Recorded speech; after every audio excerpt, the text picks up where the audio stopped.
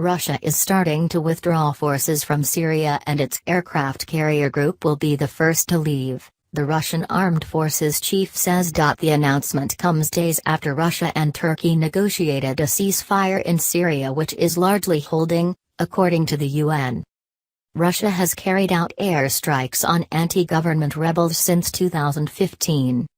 Moscow's involvement is credited with turning the war in favor of its ally, Syrian President Bashar al-Assad.Russian intervention. 5 key points: how bombing campaign paid off for Putin. Russia used Syria as live-fire training, U.S. general. In accordance with the decision of the Supreme Commander of the Russian Armed Forces Vladimir Putin, the Russian Defense Ministry is beginning the reduction of the armed deployment to Syria. General Valery Gerasimov was quoted as saying by Russian news agencies. Tasks set for the carrier group, led by the Admiral Kuznetsov vessel, had been completed. The commander of the Russian force in Syria, General Andrei Kartapolov, was quoted as saying.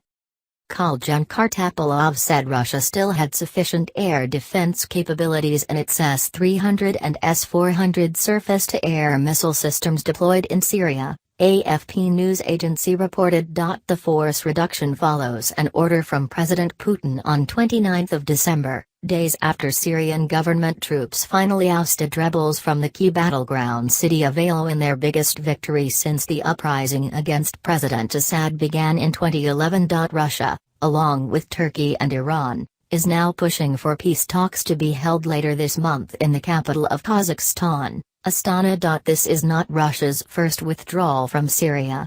In March 2016, President Putin announced the start of a pullout. Some warplanes were flown out. But Russia's military role continued and its air power remained decisive. Indeed, the full extent of Russia's involvement has never been made clear. This week, a Russian open-source research organization noted the deaths of 3 paratroopers in combat, the first public indication that Russian airborne forces were operating on the ground. The initial phase of the Russian drawdown involves the carrier Admiral Kuznetsov and its naval group, which has hardly played a major role in the fighting.